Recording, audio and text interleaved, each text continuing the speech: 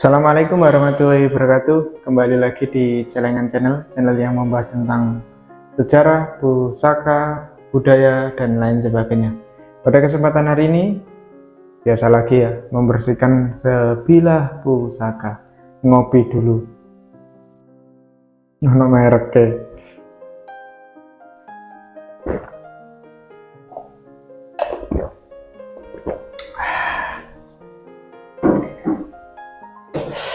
Biasa, tidak ada kegiatan selain buat konten.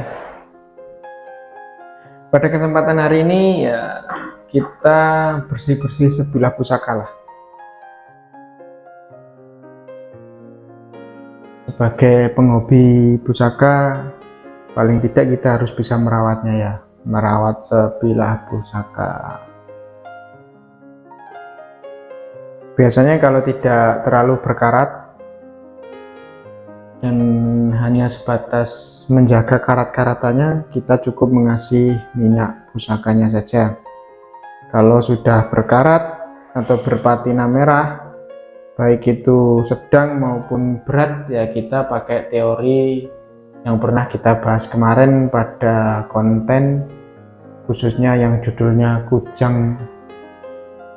Judulnya kujang apa kemarin, lupa judulnya, bangkong. Pada konten yang berjudul kujang bangkong itu ada beberapa teori trik kita membersihkan sebilah pusaka dengan cara kita rendam menggunakan air fermentasi yang nyampe 1 minggu maupun 1 bulan lebih. Makin lama makin baik, itu menggunakan air fermentasi air kelapa dengan jeruk nipis atau jeruk purut.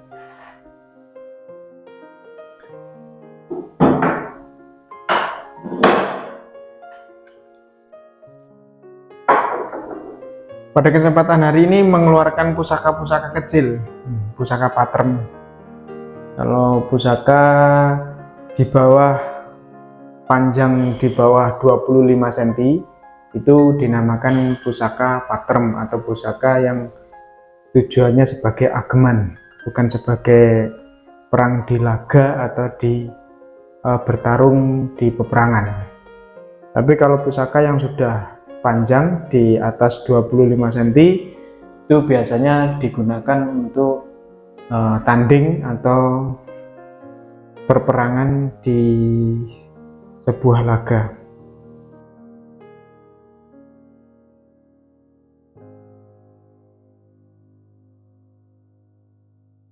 Yang saya pegang ini termasuk pusaka Sombro. Ada yang bilang pusaka Sombro, ada yang bilang bedok Sombro, dan lain sebagainya. Ini dibuat empu perempuan yang bernama Empu Sombro, yang berasal dari Jawa Baratan ya, di era-era kerajaan Mojopahit.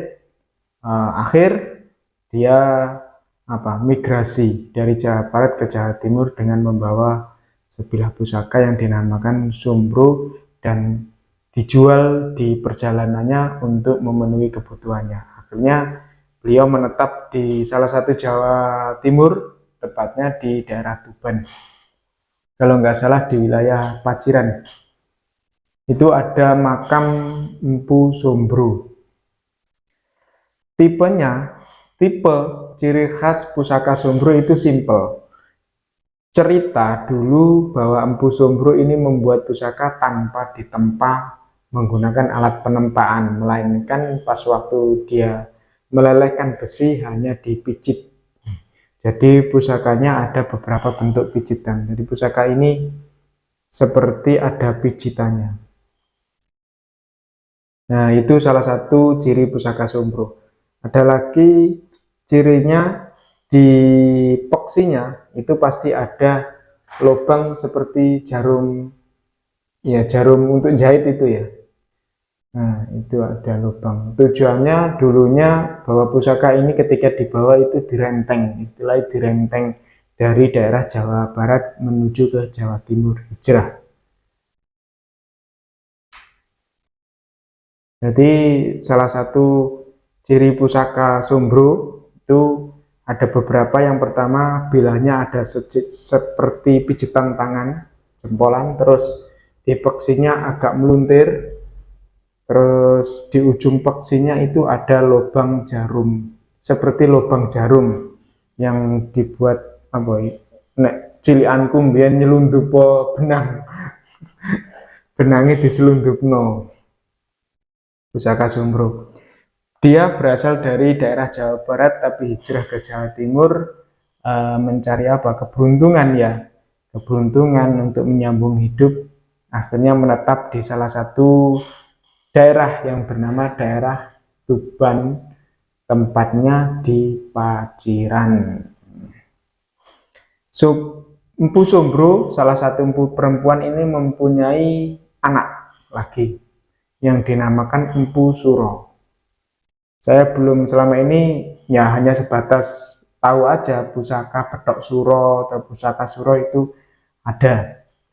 Tapi untuk sementara saya belum memiliki Petok Suro dan lain sebagainya. Hanya sebatas memiliki pusaka atau Petok Suro, Petok Sombro. Nah, ciri khasnya juga hampir sama dengan Empu Sombro, tapi Petok Suro tidak ada pijitan tangannya. Dan modelnya itu agak condong ke lakiannya ya, karena yang membuat Empu Suro ini empu laki-laki jadinya beda. Kalau makanya ada Petok Sombro laki-laki, kalau orang menyebut ada Petok Sombro perempuan sama Petok Sombro laki-laki, padahal yang laki-laki itu sebenarnya bernama Petok Suro atau pusaka Suro yang dibuat oleh Empu Suro yang berasal dari anaknya Empu Sombro tersebut.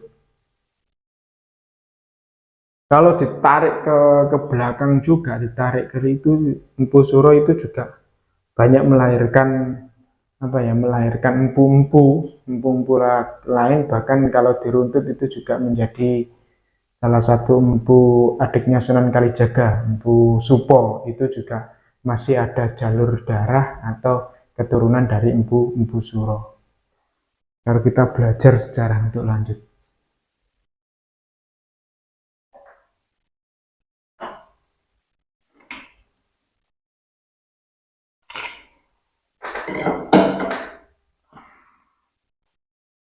Kalau pusaka ini namanya pusaka Putut.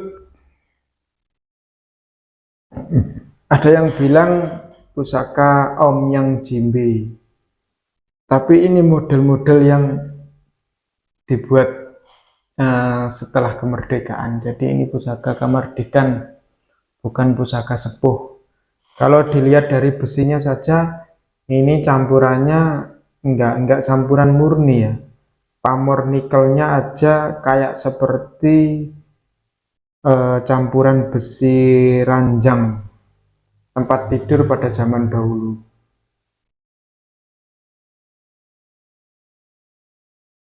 Om Yang Jimbe. Om Yang Jimbe dengan ciri khasnya ada ada putut duanya atau Pandito Semedi.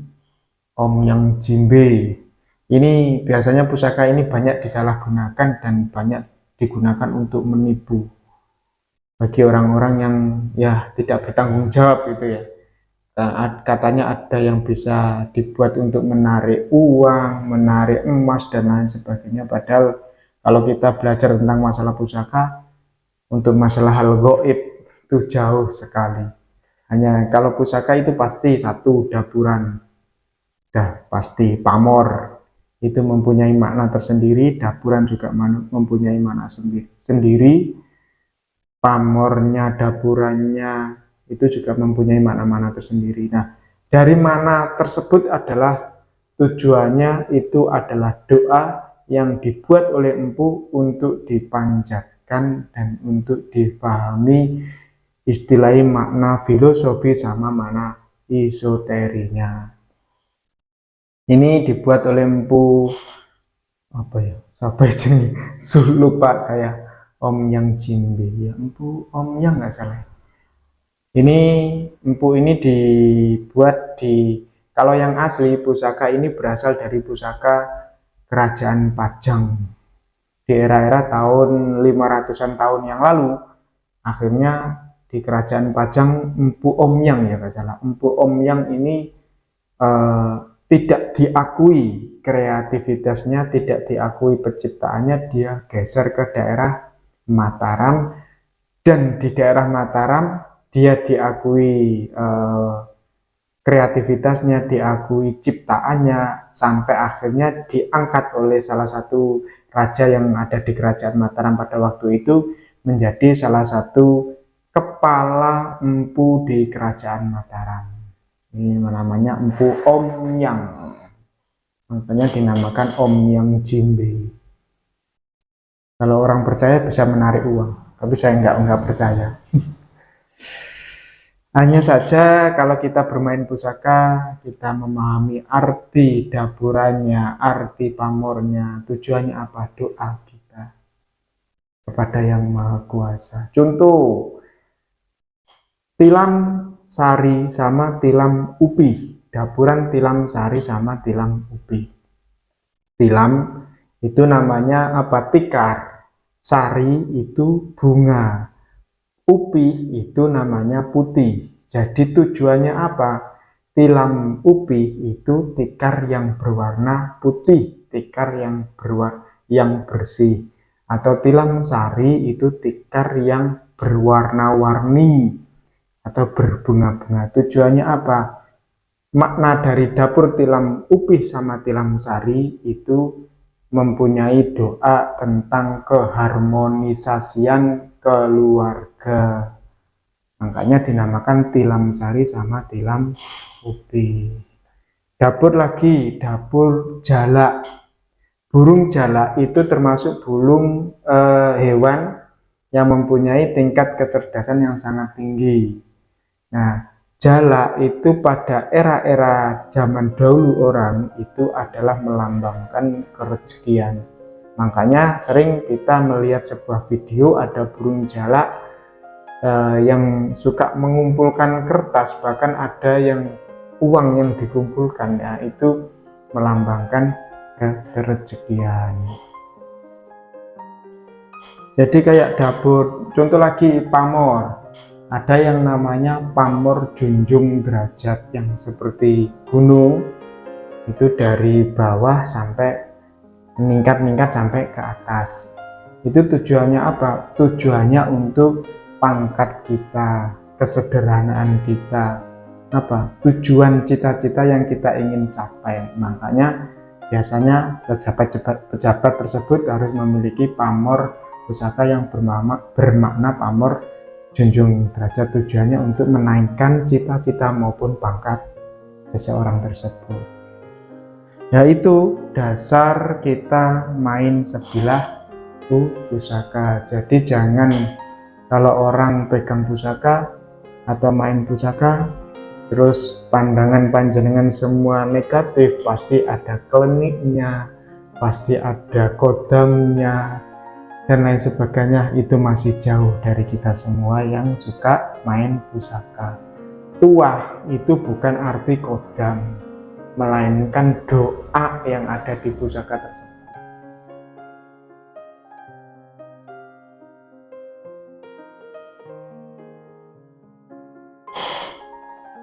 Jadi mohon jangan disalahartikan bahwa kalau kita main pusaka itu ada hal-hal yang mistis, ada hal yang berbau metafisika dan lain sebagainya.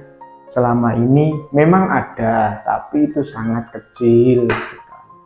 Kalau kita menggunakan suatu barang dengan bijak, dengan baik, insya Allah akan membantu kita. Itu istilahnya doa kepada Yang Maha Kuasa. Apabila kita menggunakan sesuatu hal-hal pusaka dan lain sebagainya dengan cara yang negatif, hal yang tidak bijak, itu juga akan merugikan kita sendiri. Oke, sampai jumpa di video selanjutnya. Simak terus, ikutin terus Celengan Channel. Wassalamualaikum warahmatullahi wabarakatuh.